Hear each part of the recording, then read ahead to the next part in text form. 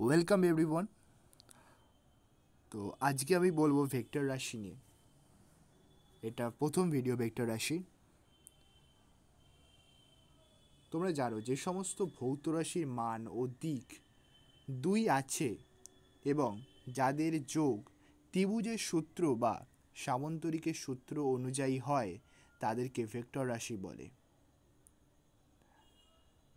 এবার আমরা ভেক্টর রাশিকে খুব সহজে জ্যামিতির সাহায্যে বুঝতে পারবো বা সহজে বর্ণনা করতে পারবো। ধরা যাক একটি কণা ও বিন্দু থেকে পূর্ব দিকের সঙ্গে 60 ডিগ্রি কোণে 40 মিটার গিয়ে এতে পৌঁছালো। এবার আমরা জানি সরণ এটি একটি ভেক্টর রাশি। এই রেখাংশ ওয়ে এটা এই সরণের দিক এবং মান দুটোই বোঝাচ্ছে। ও এই যে ও এটা হচ্ছে ভেক্টর রাশির এই রেখাংশটার আদি বিন্দু এবং একে এটা হচ্ছে শীর্ষবিন্দু। এটা হচ্ছে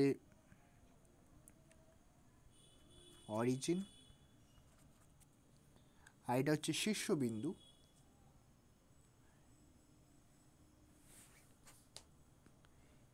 এন্ড or terminus।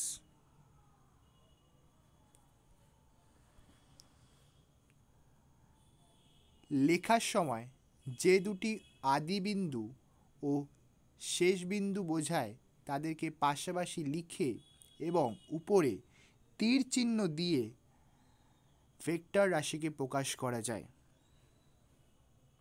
এবার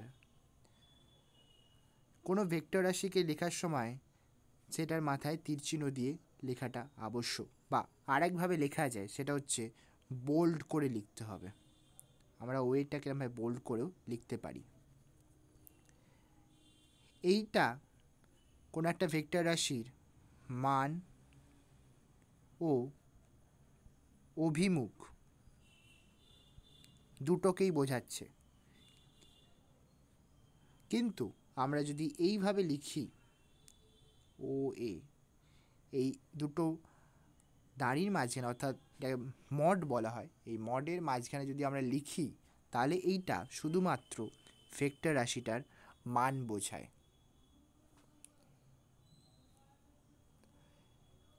এবার কয়েকটা ছোট ছোট সংজ্ঞা ভেক্টর রাশির আমি বলবো। তার মধ্যে 1 নম্বর সংজ্ঞা হচ্ছে সমান ভেক্টর।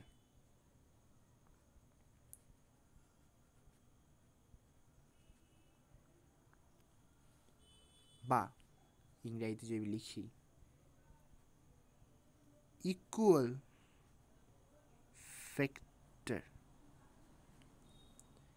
দুটি ভেক্টরের মান ও দিক উভয় একই হলে ওদের সমান ভেক্টর বলা হয়। যেমন ধরা যাক এই একটা রেখাংশ আছে যেটা হচ্ছে এবি, এবার একটা রেখাংশ আছে যেটা হচ্ছে সিডি। এখানে কি বলা হচ্ছে, দুটি ভেক্টরের মান, ধরে নিচ্ছি এবি হচ্ছে এবির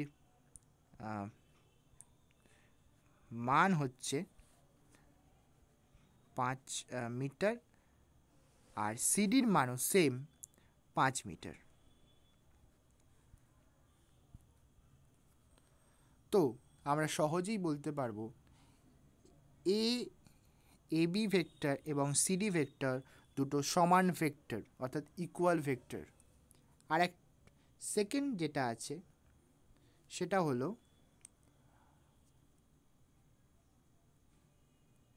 ঋণাত্মক ভেক্টর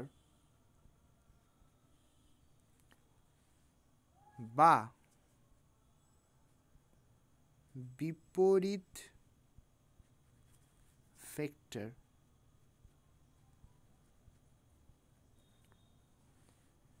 ইংরেজিতে যদি আমি লিখি নেগেটিভ or opposite vector, ওকে, দুটি ভেক্টরের মান সমান কিন্তু অভিমুখ বিপরীত হলে একটিকে অপরটির বিপরীত ভেক্টর বা ঋণাত্মক ভেক্টর বলা হয়। ধরা যাক আমার কাছে একটা, আমি আবার এই একই উদাহরণ দেবো, এ বি একটা আমার ভেক্টর আছে যার মান 5 মিটার, আর একটা আছে বিসি, সরি সিডি,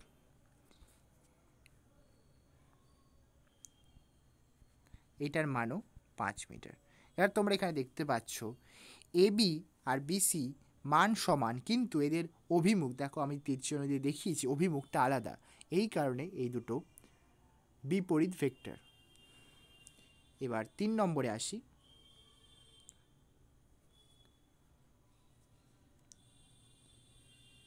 এক রেখীয় বা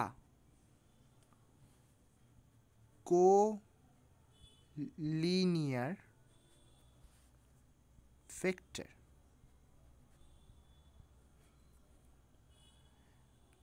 মান নির্বিশেষে সকল সমান্তরাল ভেক্টরকে একরেখীয় ভেক্টর বলা হয়। যেমন এই পিকিউ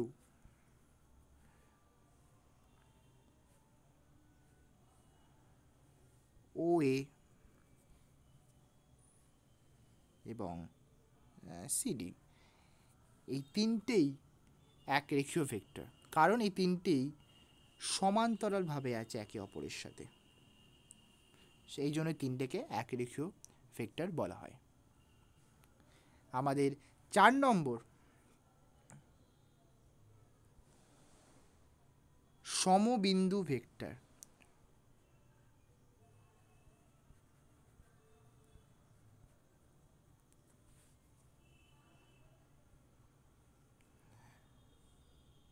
একই আদি বিন্দু বিশিষ্ট ভেক্টরগুলোকে সমবিন্দু ভেক্টর বলে। উদাহরণ দিলে বুঝতে পারবে।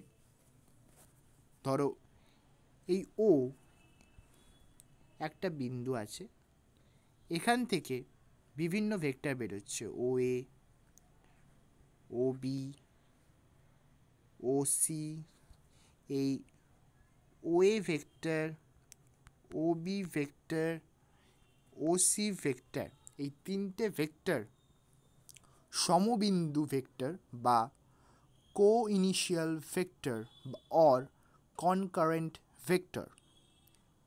এবার আমাদের 5 নম্বর যেটা আসবো সেটা হচ্ছে একতলীয় ভেক্টর বা কোপ্ল্যানার ভেক্টর। একতলীয় বা কোপ্ল্যানার ভেক্টর একই সমতলে অবস্থিত ভেক্টরগুলোকে একতলীয় ভেক্টর বা কোপ্ল্যানার ভেক্টর বলে।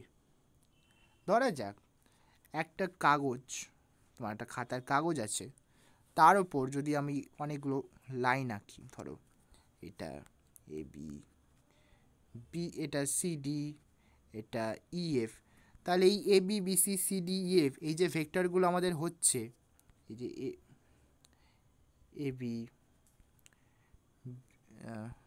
সিডি ইএফ, এই যে ভেক্টরগুলো সবকটা কিন্তু একই প্লেনের মধ্যে আছে, এই জন্য এই ভেক্টরগুলোকে একতলীয় ভেক্টর বা কোপ্ল্যানার ভেক্টর বলে। এবার আসি ত্রিমাত্রিক ভেক্টর। 6 নম্বর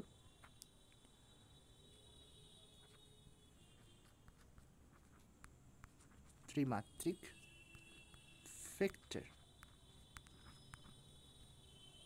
ত্রিমাত্রিক দেশে অবস্থিত ভেক্টরকে ত্রিমাত্রিক। ধরো একটা তোমার কাছে 3D স্পেস, ধরো তোমার কাছে একটা বক্স আছে, আর আমি এখান থেকে যদি দেখাই, ধরা যাক এরকম একটা বক্স আছে, এর মধ্যে যে ভেক্টরগুলো থাকবে সেইগুলোকে আমরা 3D ভেক্টর বলবো। ধরো এই একটা ভেক্টর আছে, এই একটা ভেক্টর, এই একটা।